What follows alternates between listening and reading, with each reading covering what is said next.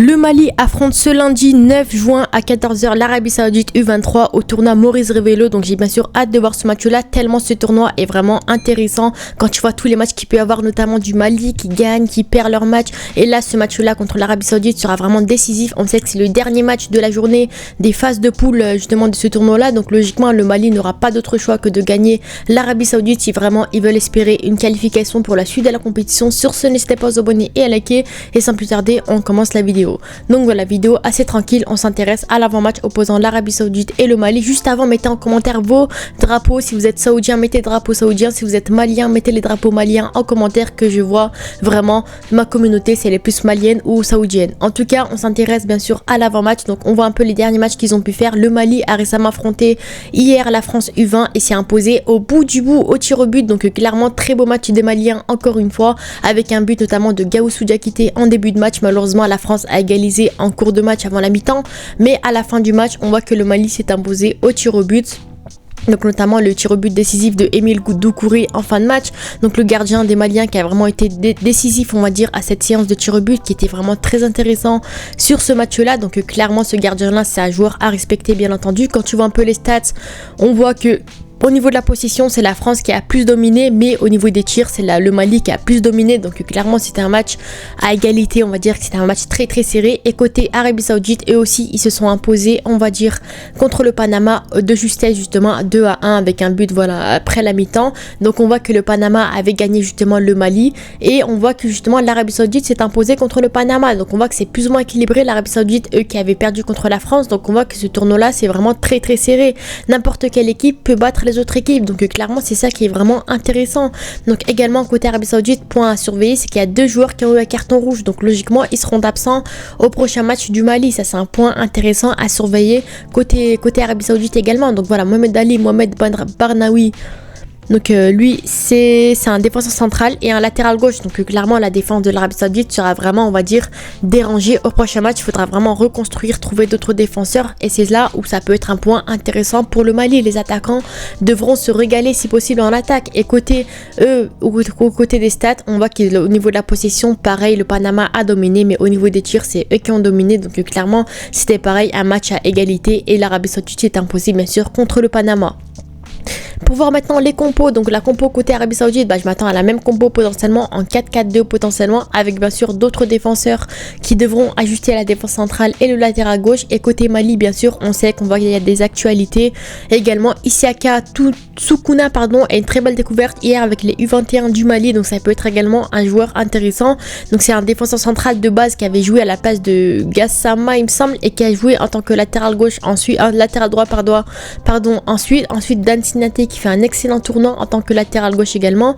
Et bien sûr ce fameux penalty arrêté par Émile Doucouré. Regardez, bon après le français il le tire pas très bien, on se l'avoue, mais on voit quand même que Émile Doucouré était confiant, il a trash talk le joueur français, il a arrêté le penalty juste après. Ensuite avec la confiance qu'il avait, voilà, il l'a arrêté, mais bon il n'a pas du tout bien tiré le penalty, mais bon il l'a arrêté au moins. Et ensuite il s'est imposé, donc clairement Émile Doucouré, très bon gardien, futur gardien potentiel.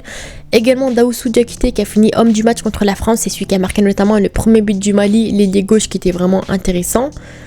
Et voilà, c'est les points importants. Ce qu'on retient surtout, c'est que les Aigles n'auront pas le choix de battre l'Arabie Saoudite pour se qualifier au prochain tour du tournoi. Donc ça reste bien sûr un match très très décisif entre les deux équipes. Pareil, les deux équipes, si elles veulent passer, il faut gagner ce prochain match. Donc ils n'ont pas d'autre choix que de gagner le match. Donc au niveau des compos, moi je vous ai préparé ça en 4-2-3-1. Donc on a vu que c'est la compo qu'ils avaient joué. Voilà, c'est un style de jeu avec lequel ils avaient joué contre la France et ça avait plutôt bien fonctionné. Donc moi je verrai bien sûr le même style de jeu, on va dire, contre l'Arabie Saoudite. Donc bien sûr Sanogo à droite, Sinaté à gauche. Défense centrale, Fousseni, Max Doumbia et Soukouna en défense centrale qui était vraiment très bon au dernier match. Et bien sûr Émile Doucouré dans les cages, Sékou Koné, Amidou Makailou en défense centrale, Ange Marsalcia, milieu offensif, Gawoussou Diakité ailier gauche, Mamadou Barry à droite, et enfin Wilson Samaké en pointe. Donc quand tu vois un petit peu, on voit que vraiment Émile Doucouré c'est un très grand gardien de but, on voit qu'il a beaucoup confiance en lui, et ça c'est un point important on va dire pour la suite de la compétition. Ensuite on avait mis Foussini Max Doumbia, défenseur central de Francfort, qui est vraiment très bon, qui fait une grande saison à ce poste là, donc franchement il mérite.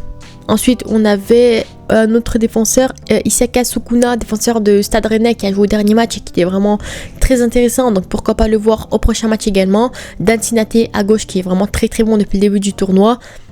Et voilà, Sanogo à droite, très bon latéral droit. Ensuite, au milieu de terrain, voilà, on a pas mal d'absences. Sikoukoné, logiquement, vous le connaissez très très bien. Milieu de terrain qui est plutôt bon. Donc, logiquement, on le verra au prochain match. Donc, quand tu vois un peu la dernière compo du Mali, elle ressemblait un petit peu à ça. Donc, c'est une compo assez similaire. On voit quasiment la même compo au prochain match. Hein. Mais voilà, pour moi, ça reste quand même un point très important. Voilà, Amidou Makalou en défense centrale dans le double pivot pour assurer avec Sékou Koné. Après, bien sûr, Ange Martial Tchia, milieu offensif, voilà, joueur avec le plus de minutes en Ligue 1 dans l'effectif. Et ça reste bien sûr un aspect important pour le prochain match. Voilà, Mamadou Barry à droite qui peut être intéressant. Ensuite, Wilson Samaké en pointe qui avait marqué contre... il me semble qu'il avait marqué contre le Panama. Si je dis pas de bêtises, pardon. Alors, Mali-Panama, il me semble qu'il avait marqué un but. Voilà, contre le Panama, il avait marqué un but.